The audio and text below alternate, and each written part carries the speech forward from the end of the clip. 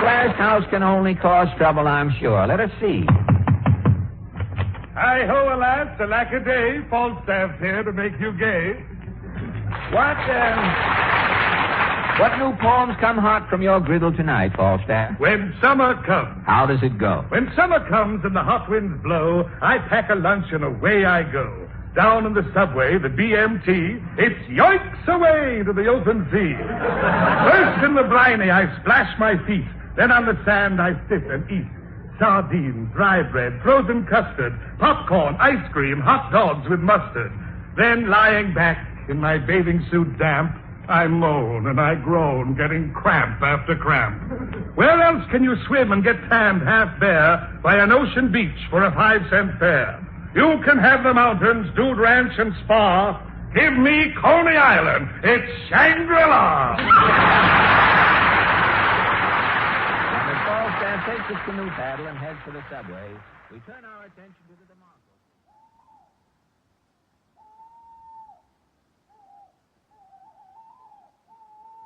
As the golden age of radio was drawing to a close, the last big-budget episode of Suspense, radio's outstanding theater of thrills, aired on June 7th, 1954. Suspense, presented by Autolite. Tonight's star, Mr. Peter Lawford. Next Tuesday night, June 15th, we will continue with a new series of suspense programs. At that time and through the summer, we hope that you will join us and that we will be able each Tuesday night to keep you in suspense.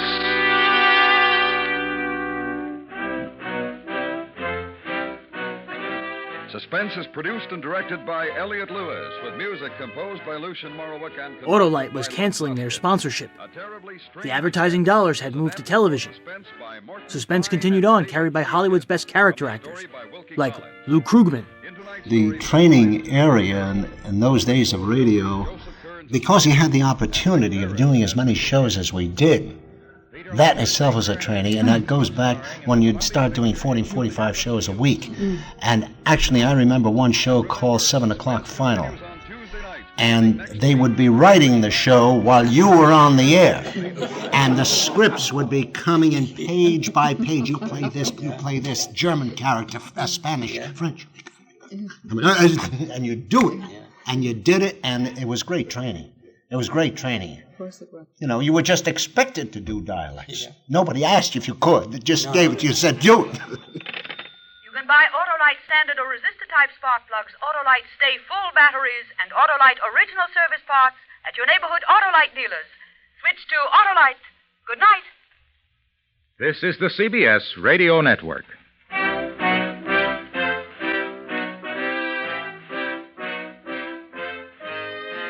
9 weeks later, on August 15th, 1954, Steeplechase family matriarch, Mary Tilyou, passed away. She was 84.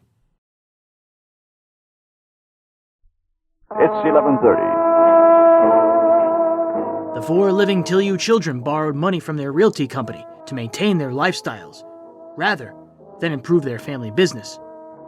Although the Arthur Godfrey Television Show began broadcasting from Steeplechase in 1955, public perception had turned against Coney Island. This is Thursday, April 20, and we're back to 1955. It was now seen as a low-rent, high-crime area. Making matters worse, in 1956, a 16-year-old boy was shot by a friend at the Pavilion shooting gallery. The next year, the New York Aquarium opened, where Dreamland Park once stood. That April 22nd, a fire destroyed the Steeplechase Pier. It stayed closed for over a year. 2 golden ages were coming to an end at the same time. I think that radio was probably one of the most exciting medias that ever was. The audience had to do a lot of work. I did a great many Suspense and Escape and all of those radio theaters. And the audience really had to build the sets, to create the makeup, to figure out what they thought the people were like, what the ambiance of the drama was like. It was terribly exciting. And almost everybody that I've ever known who has made a success in the theater started in radio. With Suspense no longer sponsored, production costs were sustained by CBS. Norman Macdonald and then Anthony Ellis directed. Even though the show was moved frequently, it was still attracting a core audience. I am not one who suffers fools gladly nor accepts much brown-nosing. I want talent. I want ability. And I will go to lengths to find it, and I will also go to lengths to put up with it, as sometimes is necessary. Late in 1956, CBS was able to sell individual commercial breaks for Suspense at reduced prices. On November 4th, 1956, the show moved to Sunday afternoons at 4:30, now directed by William N. Robeson. Suspense. And the producer of radio's outstanding theater of thrills, the master of mystery and adventure, William N. Robeson. There's a lot of truth in the old saw about the loss of a horseshoe nail resulting in the loss of a kingdom. The tiniest detail can often lead to quite extraordinary results, particularly if the detail is observed by a clever con man with sufficient larceny in his soul. A man like the amazing Dr. Alcazar, who parlayed a piece of string into a small fortune. Listen then, as Mr. Vincent Price stars in The Green and Gold String, which begins exactly 1 minute from now.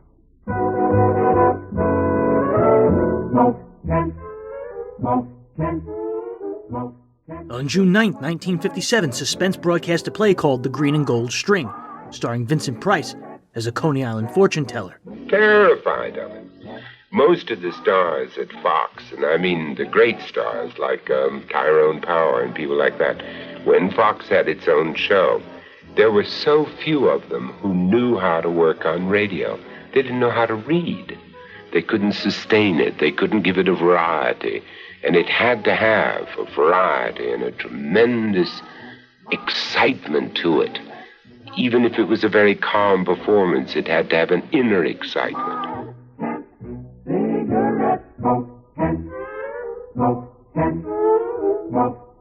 With the micronite filter. And now, Mr. Vincent Price in The Green and Gold String, a tale well calculated to keep you in suspense. Hey, step this way, ladies and gentlemen. Learn what the future holds for you.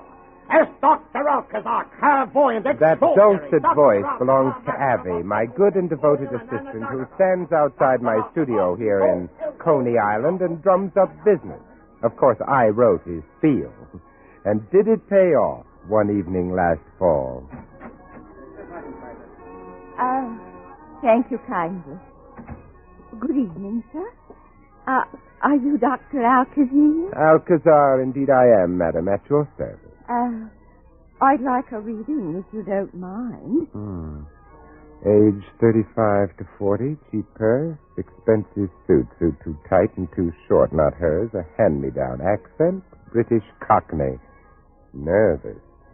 Something on her mind, possibly a housekeeper or a lady's maid. I showed her to the chair reserved for customers. It's under a mirror. They're handy mirrors. Spooky in here, ain't it, with all these black curtains? Black velvet, madam, to minimize all distractions. That your crystal ball? Yes, madam, the mysterious orb in which I see revealed the future as well as the past. But in your case, I think it won't be needed. Your psychic projection is extremely strong. Even now, I can clearly sense that... That what? That you're deeply troubled. Well, in a way, I am all upset like. But, you see, sir, it's a private matter, and... Of course. May I suggest that you relax as much as possible? Any undue tension disturbs and obfuscates your aura. And in order to obtain closer contact with your psyche, I'd like to hold some personal possession. Oh, no, not your brooch. No personal jewelry. Its intrinsically counteractive density tends to adumbrate the necessary metaphysic radiation. It does? Oh, yes. Perhaps something in your purse, I see. That's another gambit in the little game I play. By leaning back and half closing my eyes, I can watch the mirror and see the contents of an open purse. In hers, I saw a roll of stamps, a shabby wallet, a half-eaten candy bar, a postmarked envelope addressed to Miss Lily something or other, a neatly folded sheet of tissue paper, violet-colored, wrapped around a length of gift-wrapping cord, interwoven strands of green and gold, hairpins, a compact. Will this do? Your compact. Excellent. Now, to sense the vibration. Your name. You are named for a flower. Yes, a lily. Well, I never. You have a fondness for candy, a sweet tooth? Oh, no, I'm just awful. Your present life is bound up with a person of great wealth. I think a woman. It's the truth, every word. You have a highly sensitive anima, and are therefore a most sympathetic subject. You are an excellent seamstress and...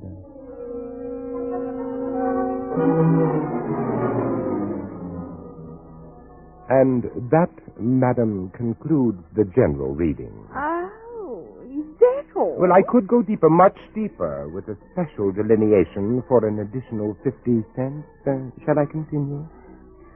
All right, I guess you might as well. Excellent. Now, if you'll state your problem briefly. Oh? Do I have to? I should think you'd already know. I see madam finds it necessary to test me further. Very well. Well, now, I seem to see paper, tissue paper. What a strange color. Almost orchid. Orchid-colored paper and something else. Two colors interwoven, green and gold. Green and gold. Ooh. Have I mentioned something which frightens you? Oh, yes.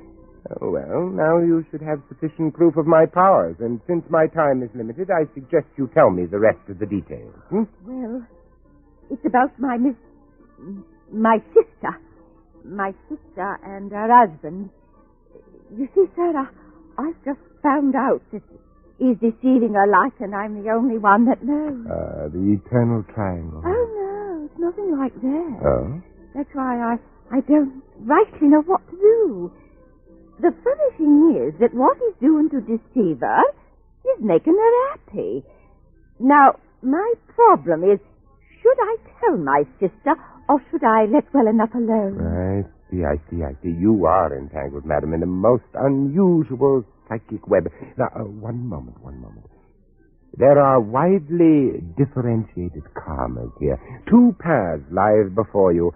I see you taking one and then the other, but it makes no difference which you follow. For whatever you do, the result will be the same. And there now, I trust your mind is being set at rest, huh? You mean that's all, sir? Apparently all that fate intends you to know, at least for the present. Well, if you say so. That will be $1.50.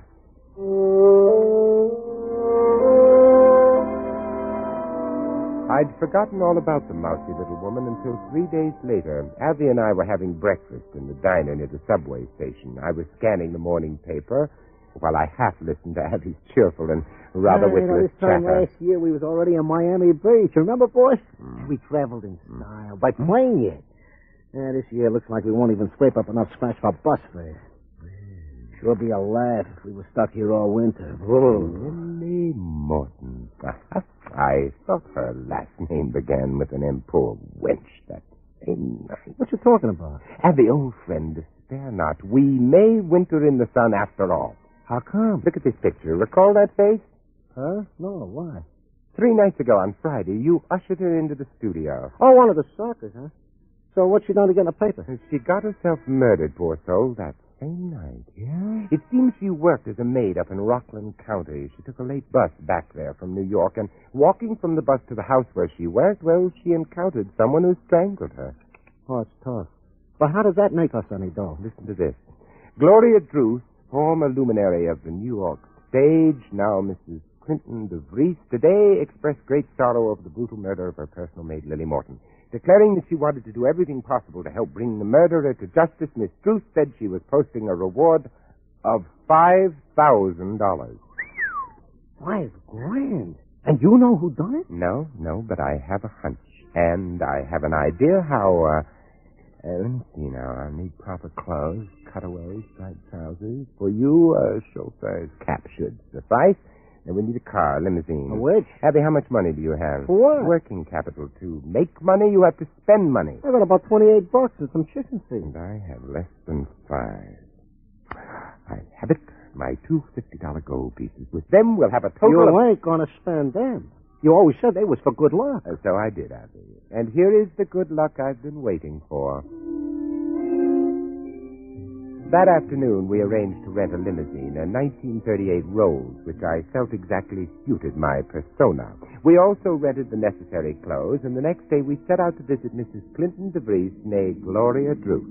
What's the name of the place? Leonard's Cove. You'll see the sign. I gotcha. You know, I never even heard of this dame, Gloria Druce. Never heard of her, the greatest Juliet of our century, the theater's fairest ornament for more than a generation. I noticed you had to look her up. Merely to refresh my recollection. After all, she's been in retirement for more than 10 years. Oh, then she couldn't be any spring chicken. A woman like Gloria Druce is ageless. But it's my guess she's on the dark side of 50. Now, look, Abby, while I'm talking to her, I wish you'd somehow manage to get inside the house. Get acquainted with the servants. Well, sure, that'll be a cinch. What should I find out? Anything and everything, but your main assignment is Mr. Clinton DeVries. Although Price was a film star, he'd long had a clause in his contract for radio. The extraordinary thing was the care that went into radio shows. There was a kind of perfection about the radio actor that was extraordinary. It was a very small group of people, and I always felt myself enormously privileged that I was able to join that group because they didn't take everybody in by a long shot. I'm sorry, lady, but it was him or me. Oh. Him or all of us. That was very terse, Abby. Completely to the point. You've really got a grasp for this kind of work.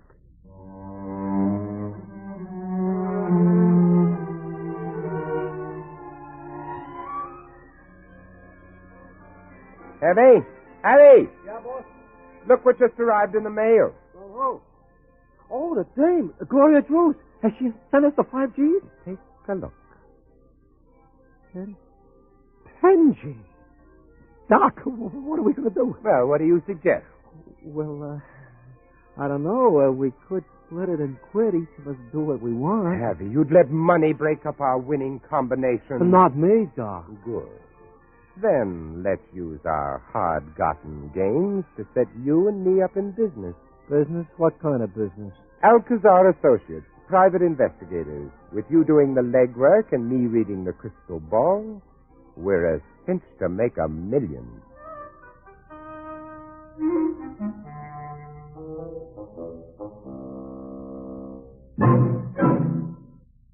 Suspense, in which Vincent Price starred in The Green and Gold String, adapted by Sylvia Richards from a story by Philip MacDonald, and produced and directed by William N. Robeson. Listen.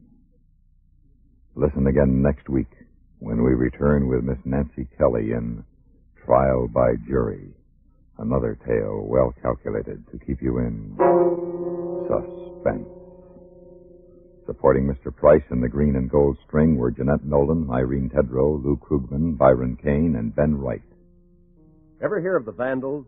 That group of savages who bucketed around over most of Europe. On December 26, 1958, George Tilyou Jr. died of a stroke. Many of the older independent concessionaires retired or sold out. The Vandals really died out. Drink and food emporiums offered worse food and higher prices with each passing year. You've seen their work. The potential customer base had already discovered plenty of alternative places to spend their leisure. Through general acceptance, I think you find that things change as you progress. Not always for the better, but they change.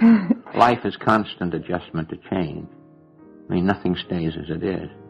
And I'm sorry about that. It is unfortunate that you can't just pick a time in your life where things are going well and the children are at a certain age and you just stop there and just live eternally, but you can't do that. What time of your life, if you could do that, would you want to? Well, I've been so busy. William N. Robeson continued to direct Suspense from Hollywood until after the August 23, 1959 episode. Suspense was a very, very important show. I must say that I was not the director of Suspense in its heyday. Bill Spear was. And Bill Spear did not create Suspense, but made it the great show that it was. I came along at a time when radio was paring down all of the adjuncts to great production in terms of money for stars, money for cast, money for orchestra, et cetera, et cetera. And to give you an example of how grim it was out in 1959, they removed Suspense from the West Coast to New York for production in New York in order to save $80 in sound effects technicians. The next week, the show originated from New York. It was canceled on November 27, 1960, revived the following June, and canceled for good after September 30th, 1962. The American people got a new toy. The men who owned the toy knew it was going to cost a great deal of money. And so they phased out radio. I told you earlier the story of the $80 savings they would make by moving Suspense to New York. They got down to that. It got down from a 13-piece orchestra, 11-piece orchestra, an 8-piece orchestra, to a trio, and finally to the organ. So it was that kind of attrition that occurred. And they killed it because you can spin records, and you have a disc jockey, or you can automate the whole day's programming. You have a newsman and a disc jockey, and you operate. Because people went home and looked at their new toy. They weren't listening to radio. And now, as I think I said, you have a generation of people who don't know how to listen, who must have a picture to bolster up there. And they miss the beauty of the human voice, which is something I think you always well, they miss the beauty of their own imaginations. It's too much effort to think. When that tube is up there, you don't have to think at all. You just sit there and eat that stuff and drink that beer and get fat. But, we're never going to pull those men off the moon. No, we got to go now to Mars. I don't know why. You kill a lot of men that way eventually. But once you've made that step, you can't go back. You made the step to television, you can't go back to radio. A lot of us old poops will talk as we're talking now, but my 10-year-old son couldn't care less about that.